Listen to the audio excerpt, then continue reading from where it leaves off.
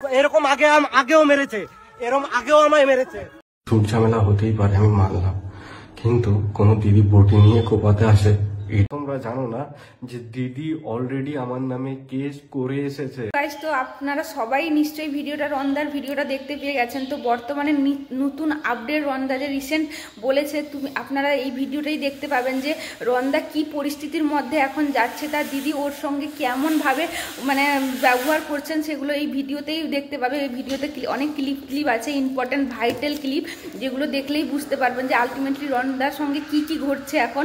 এমনকি ওর দিদি ওর মানে কেসও করেছে, ও আরও অনেক কিছু হয়েছে যা এই ভিডিওর মধ্যে পুরো বিশ্লেষণভাবে বলা আছে, দেখানো আছে। তো আপনারা চাইলে এই ভিডিওটা দেখতে পারেন। এরকম আগেও মেরেছে, এরকম আগেও আমায় মেরেছে।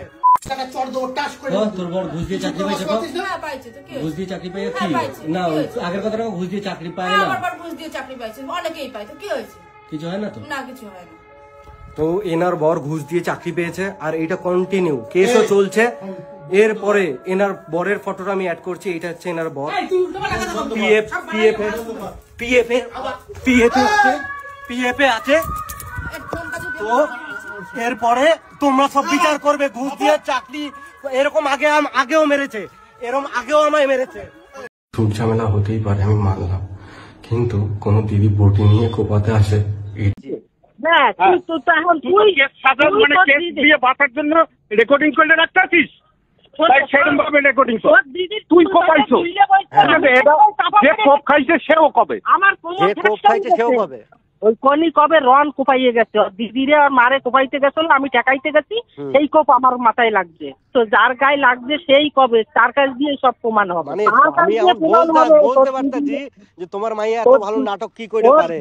তার মা এরকম 2 মিনিট পরে নিজের ছেলেরে ফাঁসানোর জন্য কি বটি দিয়ে নাকি আমি থানায় যাবে। এই কথাটা শোনার পর তো যে কেউ বলবে যে বটিটা দিয়ে আমি কোপ দিয়ে ওখান দিয়ে পালিয়ে গেছি। হ্যাঁ, এরকম স্টেটমেন্ট আমার বাবা আর মাই দিচ্ছিল। যার কথাগুলো শুনতে পাচ্ছিলে সে হচ্ছে আমার বাবা আর মাই। তোমরা ভাবো, যদি নিজের মেয়ে কোপাতে এসেছিল, সেই কেসটা ঘুরিয়ে যদি বলে আমি নাকি আমার দিদিকে আর মাকে কোপাতে গেছি, সে যদি এই কেসটাকে এরকমভাবে বানাতে পারে, আমি ভাবছি আমার বাবা আর মা দিদিকে বাঁচানোর জন্য আর কত ধরনের নাটক করবে আর কত নিচে নামবে। এর দিয়ে তোমরা আমায় ডিরেক্টলি কিছু বলেই দিতে পারো, তোমাদের যেই প্রবলেমটা আমায় নিয়ে আমায় আর কত ধরনের মিথ্যে ব্লেম দিয়ে ফাঁসানো হবে আর কি করা হবে।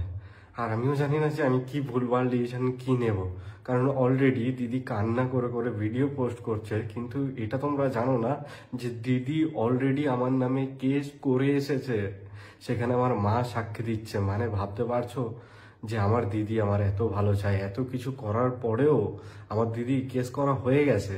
হ্যাঁ, আমার দিদি আমার নামে অলরেডি কেস করে দিয়েছে, সেটাই মা সাপোর্ট করেছে। আর এইগুলো আমার জামাইবাবু যে ঘুষ দিয়ে সরকারি চাকরি পেয়েছে, তার কত লাইন গার্ড জানা আছে তোমরা আশা করি জানো। তো তার কথায় সবকিছু চলছে। তার কি নজরে পড়েছে ভগবান জানে, ওই বাড়ি দিয়ে আমায় তাড়িয়ে সে কি পাবে সেই জানে।